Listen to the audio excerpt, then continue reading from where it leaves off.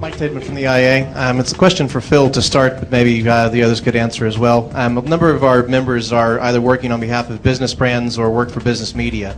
How different is the media consumption habits of a business user versus the mass market? And I guess to the extent to which it is connected, how does that differ in how you treat the approach for reaching objectives as working on for a client or for an agency brief? Well, I think they are different, and actually we're just in the middle of doing some research ahead of this year's PPA conference on the B2B community. And the buying decisions tend to be very different. If you take a consumer magazine, for example, that tends to be an individual decision or a gift from a loved one who gives you that. When you get into the B2B environment, actually there's a lot more centralized purchasing from procurement within organizations who believe that certain bits of information or certain bits of content are good for the workforce. And so although individuals do subscribe to certain business magazines, actually there's quite often a much more centralized procurement decision and therefore a cost implication for that. If I think about it from the other direction, which is advertisers, actually I think quite a lot of the same considerations apply. It's who am I going to be in front of and what price can I get it for, and is it in the old print edition that I used to do it, or is it a combination of print and online, or actually is sales lead generation much more important to me? So is it about exhibitions and conferences and something like a LinkedIn which connects communities, and then once the community has come together, is it about sales transactions or is it about advertising? So I think it has a very different nuance to it. Actually, some of it for the communities where the content that is difficult to find is being serviced to particular communities is more robust than the consumer angles, because it's deemed to be important in order to do day-to-day business, and therefore it's a must-have purchasing decision. Then it's only about the price that you're going to get it for. That contrasts very greatly with something like breaking news for me, where actually the problem that a lot of the newspapers have got is that breaking news has become a commodity. You can get it from 100 different sources, and the people who are still finding that subscription is growing are people like The Economist, where actually they do what we'd all love to do if we were really time rich. They take the 100 data sources and they condense it down to something that, you know, you might call it old-fashioned journalism.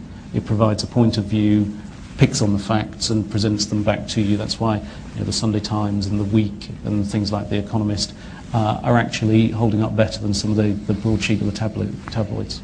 Breaking stories rather than breaking news is what you're getting at. Or giving informed insight which is valuable. I think the B2B sector is fascinating, and provides a kind of bellwether for where the consumer business might go. It has the privilege of having a self-selected community audience, and from that starting point it's built very quickly into, you know, online diversification.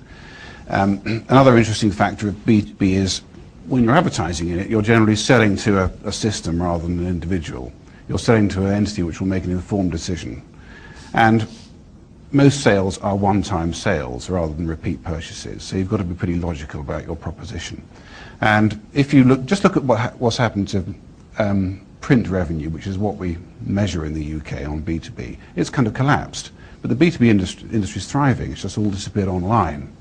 And you know, in order of functional substitution, classified, which we've talked about, directories, and B2B print.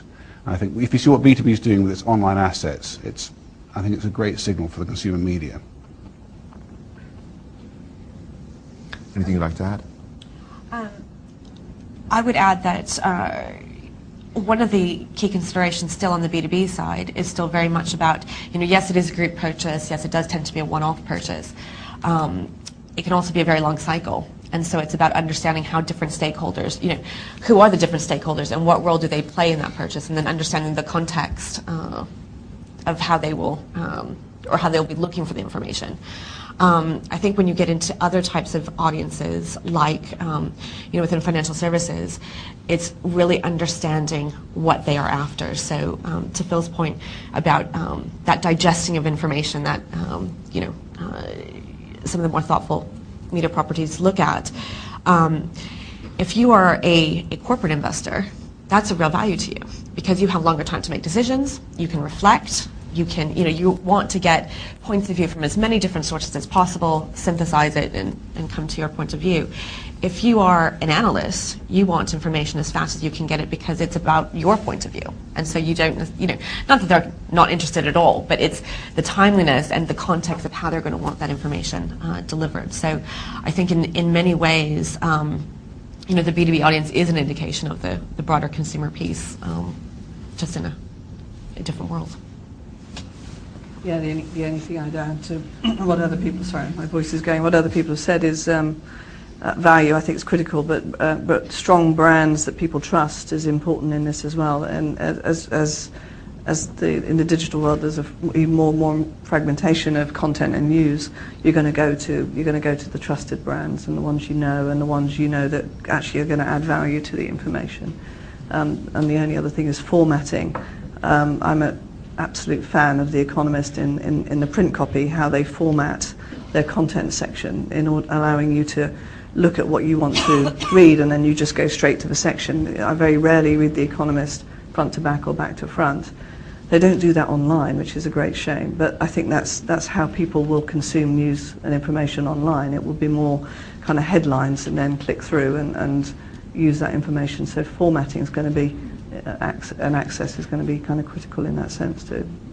Just a thought that comes out of that. I think in a world where there is so much content out there that nobody could ever consume everything that's available to us, I think there are only three ways that people will find something: search, brand, and word of mouth.